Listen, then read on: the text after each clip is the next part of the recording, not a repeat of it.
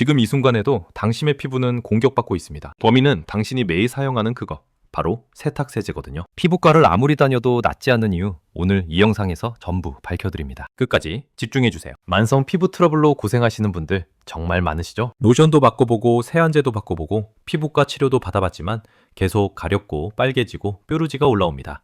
그런데 정작 문제의 근원은 아무도 의심하지 않는 곳에 숨어 있었습니다. 오늘은 세탁세제의 잔여물이 만성, 피부 염증을 일으키는 메커니즘부터 올바른 세탁법과 세제 선택법까지 빠짐없이 알려드릴게요. 이 영상 하나로 수년간의 피부 트러블이 해결될 수도 있습니다. 먼저 한 가지 질문을 드릴게요. 세탁이 끝난 옷에서 세제가 완전히 제거된다고 생각하십니까?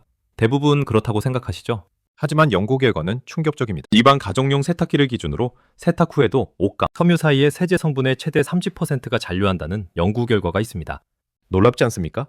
이게 핵심인데요. 우리는 하루 평균 23시간을 옷과 접촉한 상태로 생활합니다. 잠잘 때도 침구류와 맞닿아 있고 깨어있을 때도 의류와 피부가 직접 닿죠. 이 말은 곧 세제 잔여물이 하루 종일 피부에 닿고 있다는 뜻입니다. 세탁세제에는 어떤 성분이 들어있을까요? 일반 합성세제의 성분표를 들여다보면 정말 많은 화학물질이 나옵니다. 음이온 계면활성제, 비이온 계면활성제, 형광진백제, 향료, 방부제, 효소 등 수십 가지 성분이 섞여 있거든요. 문제는 이 성분들이 각자 다른 방식으로 피부에 영향을 미친다는 겁니다. 하나씩 살펴보겠습니다. 계면활성제부터 알아볼게요. 이게 가장 큰 주범입니다. 계면활성제는 기름때를 분해하는 역할을 하는데요. 문제는 우리 피부도 피지라는 기름을 가지고 있다는 거예요. 피부 표면의 피지막은 외부 자극으로부터 피부를 보호하는 천연 장벽 역할을 합니다. 그런데 계면활성제가 이 피지막을 손상시키는 거죠. 피지막이 손상되면 어떻게 될까요?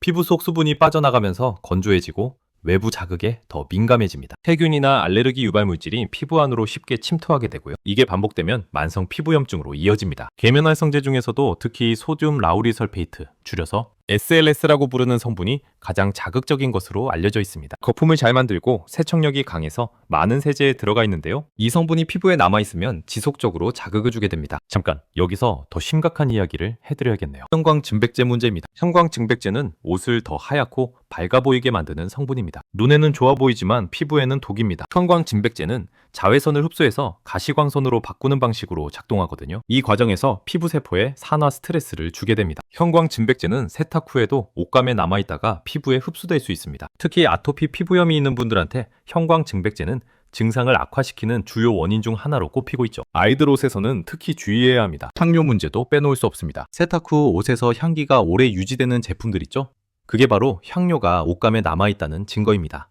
이 향료들 중 상당수가 알레르기 유발 물질로 분류되어 있거든요. 유럽에서는 알레르기를 일으킬 수 있는 향료 성분을 제품 라벨에 의무적으로 표시하도록 하고 있을 정도입니다. 그럼 세제 잔여물이 구체적으로 어떤 피부 문제를 일으키는지 살펴볼게요. 첫 번째는 접촉성 피부염입니다. 세제 성분과 피부가 직접 접촉해서 생기는 피부 반응이죠. 붉어짐, 가려움, 따가움, 물집 등의 증상이 나타납니다. 특이한 점은 온몸이 다 그런 게 아니라 옷과 밀착되는 부위에 집중적으로 나타난다는 겁니다. 겨드랑이, 허리밴드 부위, 목 뒤, 팔 안쪽 같은 곳이죠. 두 번째는 아토피 피부염 악화입니다. 아토피 피부염이 있는 분들은 피부 장벽이 이미 약화되어 있거든요. 세제 잔여물이 이 약한 장벽을 더욱 손상시켜서 증상이 심해집니다. 피부과에서 아무리 치료를 받아도 세탁 문제를 해결하지 않으면 재발이 반복될 수밖에 없습니다.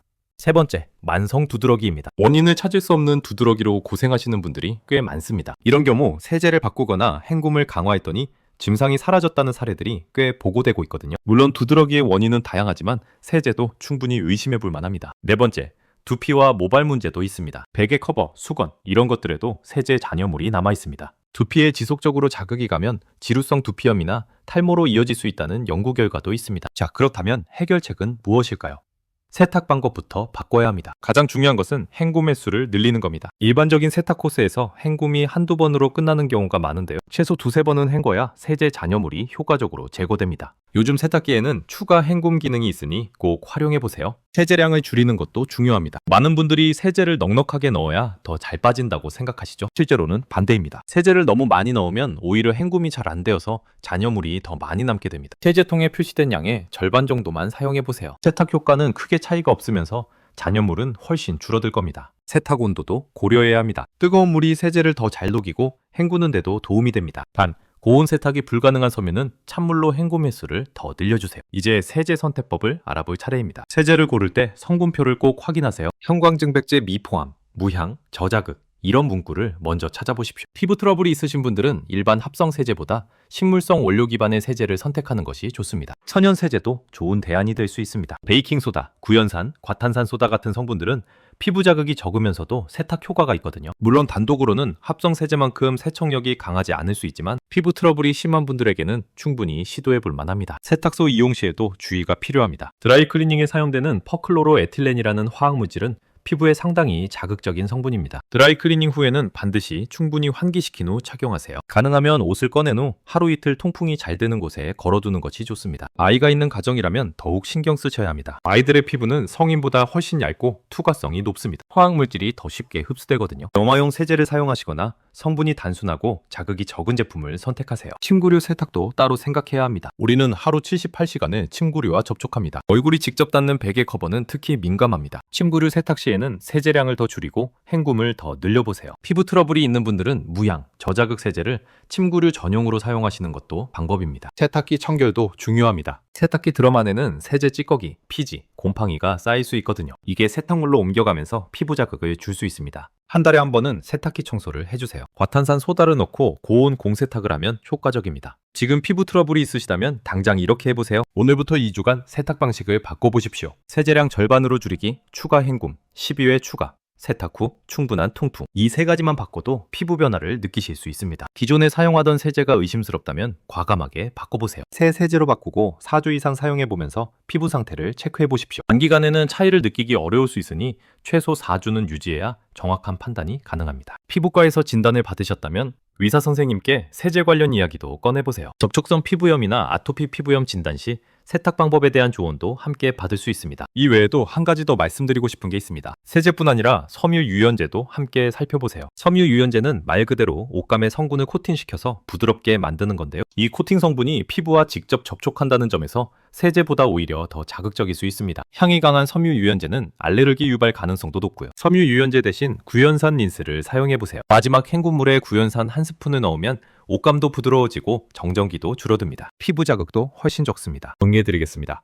세탁세제 잔여물은 만성 피부염증의 숨겨진 원인 중 하나입니다. 계면활성제, 형광진백제, 향료 등의 성분이 옷감에 남아 하루 종일 피부를 자극하죠. 해결책은 간단합니다. 세제량 줄이기, 헹굼 횟수 늘리기, 저자극 무향세제로 교체, 섬유 유연제 대신 구연산 사용.